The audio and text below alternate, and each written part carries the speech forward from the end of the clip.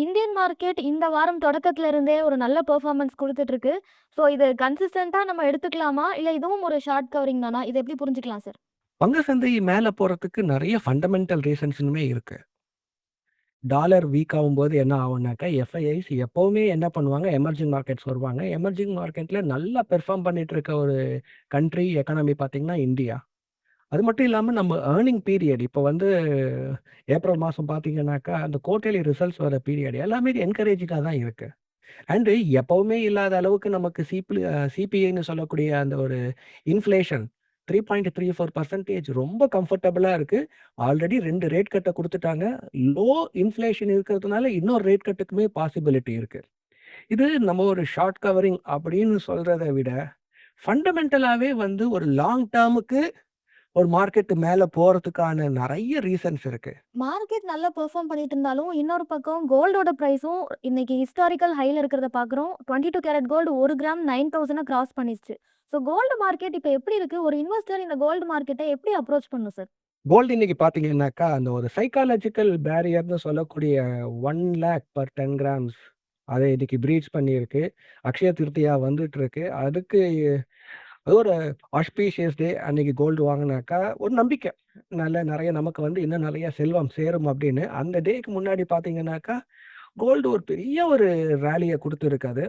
எல்லா அசெட் கிளாஸ விட அதிகமான ராலி குடுத்திருக்கு. கோல்டு எப்பல்லாம் வந்து அதிகமான ராலிய குடுக்கும் அப்டின்னாக்க, எப்பல்லாம் உங்களுக்கு எக்கனாமிக்ல வந்து ஒரு நெகட்டிவ் சென்டிமென்ட்ஸ் இருக்கும். இப்ப பார்த்தீங்கன்னாக்கா, ஜியோ பொலிட்டிக்கல் டென்ஷன்ஸ், அந்த ஒரு டாரிஃப், அந்த ட்ரேட் வார் பார்த்தீங்கன்னா, அது போயிட்டே இருக்கு. செப்டம்பர் மாசத்து, அக்டோபர் மாசத்துலருந்து அது கன்டின்யூ ஆயிட்டே இருக்கு.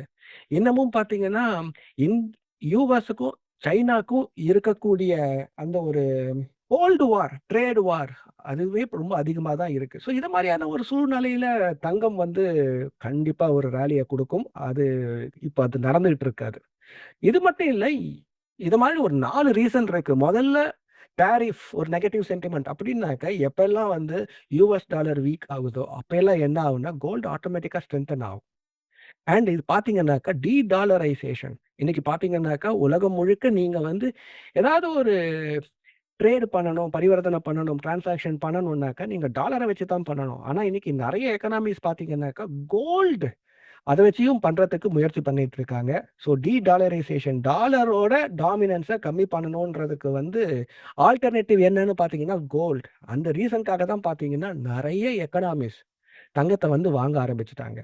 ரஷ்யா, யுக்ரைன் வார் என்னைக்கு ஸ்டார்ட் ஆச்சோ 2022 அன்னையிலிருந்தே பார்த்தீங்கன்னாக்கா, சைனா, இந்தியா, டர்க்கி, சிங்கப்பூர் இது மாரியான ஒரு கண்ட்ரீஸ் அவங்களோட கோல்டு ரிசர்வ்ஸ கன்சிஸ்டன்ட்டா இன்கிரீஸ் பண்ணிக்கிட்டே போறாங்க. ஸோ இத ரீட்டெயில் இன்வெஸ்டர்ஸ் பார்த்துட்டு இருக்காங்க. தங்கம் மேல போறதுன்னு பார்க்கும்போது, அவங்க என்ன பண்றாங்கன்னா, அவங்களும் இப்போ ஆர்னமென்ட்டா வாங்குறத விட தங்கத்த இடிஎஃப் மூலமா வாங்க ஆரம்பிச்சுட்டாங்க. ஸோ இது பார்த்தீங்கன்னாக்கா, 4வது பெரிய ரீசன். இடிஎஃப் இன்ஃப்ளோஸும் அதிகமா இருக்கு. அத விட முக்கியமா யுஎஸ்ல ஒரு ரெசெஷன் வரத்துக்கு ஒரு பாசிபிலிட்டி இருக்கு. ஸோ ரெசெஷன் அப்படின்னு வந்துட்டாலே எக்கனாமி சிங்க் ஆகும்போது ஒரு ஆல்டர்னேட்டிவ் அசெட் கிளாஸ்னா தங்கம் தான் அது. இந்த ரீசன்னால தான் தங்கம் என்ன பண்ணிட்டு இருக்கு? 5 ரீசன்ஸ். தங்கம் வந்து ஒரு மிகப்பெரிய ராலி, ஹிஸ்டாரிக்கல் ராலிய பார்க்கறதுக்கு. கோல்டு அப்படின்னு எடுத்துக்கிட்டோம்னா, நமக்கு எஃப்டிய விட அதிக ரிட்டர்ன்ஸ் தரும். இன்ஃப்ளேஷன பீட் பண்ணும். ரொம்ப சேஃபான ஒரு ஆப்ஷன் அப்படின்னு நெறைய பேர் பிலீவ் பண்றாங்க. அதனால இன்வெஸ்ட்டும் பண்றாங்க. ஆனா, இப்ப ரொம்ப அதிகமான விலையில விக்கிறதுனால, நெறைய பேருக்கு தங்கம் வாங்குறதுல கொஞ்சம் தயக்கமும் இருக்கலாம். அப்படி இருக்கும்போது கோல்டுக்கு ஆல்டர்னேட்டிவான இதே மாரியான ஒரு இம்பார்ட்டன்ஸ் உள்ள அசெட் கிளாஸஸ் வேற ஏதாவது இருக்கா சார்? ஒரு இன்செப்பரபிள் சிஸ்டர்ஸ் அப்படின்னு சொல்லலாம். Gold and silver. தங்கம் மட்டும் விலையேறிடல. தங்கம் கூட சேர்ந்து சில்வரும் விலையேறிட்டு இருக்கு. இன்ஃபாக்ட் பார்த்தீங்கன்னாக்கா, லாஸ்ட் 1 இயரா தங்கத்த விட சில்வர் வந்து ஒரு 2% கூடுதலாவே விலை ஏறியிருக்கு. Silver is also an auspicious ஒரு மெட்டல் அது. ரேர் எர்த் மெட்டல் அது. ஸோ, அதுல இண்டஸ்ட்ரியல் அப்ளிகேஷனும் இருக்கு. ஸோ, நீங்க தங்கம் அப்படின்னு மட்டும் பார்க்காம, தங்கத்தோட சேர்ந்த அந்த ஒரு சில்வர் அதையும் நீங்க என்ன பண்ணலாம்? அக்யூமுலேட் பண்ண ஆரம்பிக்கலாம். ஒரு ஸ்மாலர் பார்ட் பிரிடாமினன்ட்டா கோல்டு இருக்கு. கோல்ட்ல கான்சன்ட்ரேட் பண்ணுங்க. இப்போ உங்களோட நெட் வொர்த்ல கோல்டு எந்த அளவுக்கு இருக்கோ, அதுல ஒரு 2% 3% என்ன பண்ணுங்க, இல்ல அப் டூ ஒரு 4% 5% வரைக்கும் என்ன பண்ணலாம், நீங்க சில்வர்லயும் கான்சன்ட்ரேட் பண்ணலாம். நீங்க கோல்டு இன்வெஸ்ட்மென்ட் பத்தி சொல்லும்போது, இடிஎஃப்ல நெறைய பேர் இப்ப இன்வெஸ்ட் பண்ண ஸ்டார்ட் பண்ணிட்டாங்க அப்படின்னு சொன்னீங்க. எப்பயுமே ஒரு அசெட் கிளாஸ் வந்து நல்லா பெர்ஃபார்ம் பண்ணும்போது, பீக்ல இருக்கும்போது நம்ம அதுல இன்வெஸ்ட் பண்ண வேணாம் அப்படின்னு தான் நெறைய எக்கனாமிஸ்ட் சொல்றீங்க.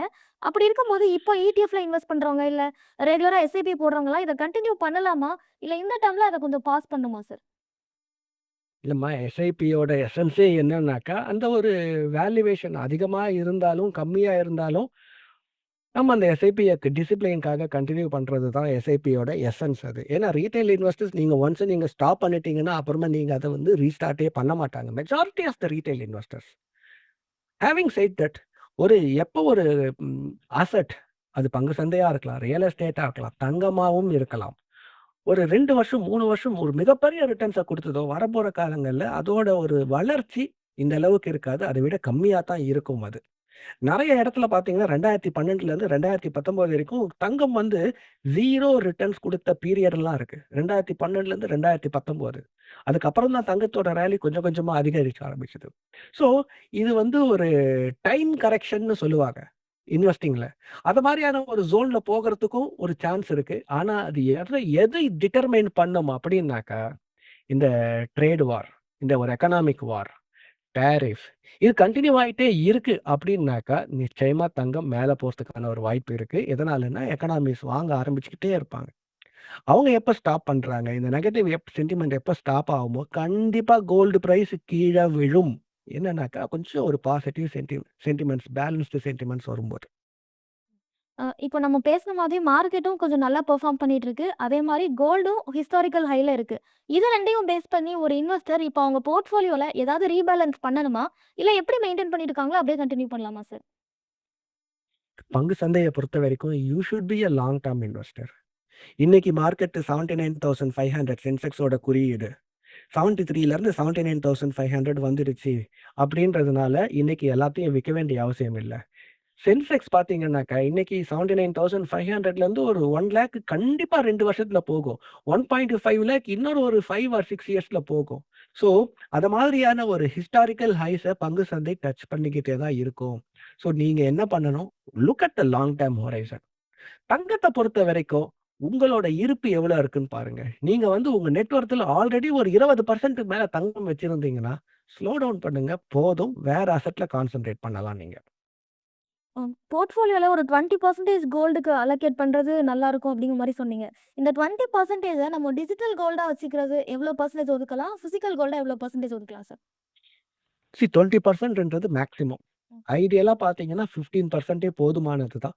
சரி 20% வச்சுட்டு இருக்கீங்கன்னாக்கா, ஒரு 12.5 to 15% நீங்க பிசிக்கலா வச்சுக்கங்க. கண்டிப்பா ஒரு 5% என்ன பண்ணுங்க, இடிஎஃப், ஆன்லைன் இத மாதிரியான எலக்ட்ரானிக் கோல்டா வச்சுக்கங்க. சில்வர் இன்வெஸ்ட்மென்ட்டோட இம்பார்ட்டன்ஸ் பத்தியும் நம்ம டிஸ்கஸ் பண்ணோம். ஸோ நம்ம போர்ட்ஃபோலியோல சில்வருக்கு எவ்வளோ ஸ்பேஸ் தரலாம் சார்? உங்க போர்ட்ஃபோலியோல ஒரு 3% சில்வருக்கு ஸ்பேஸ் குடுக்கலாமா? மேலும் ஈடி தமிழ் சேனல்ல வரப்போகும் பிசினஸ் மற்றும் அது ரிலேட்டடான வீடியோவை பார்க்க உடனே கீழே இருக்க சப்ஸ்கிரைப் பட்டனை கிளிக் பண்ணுங்க.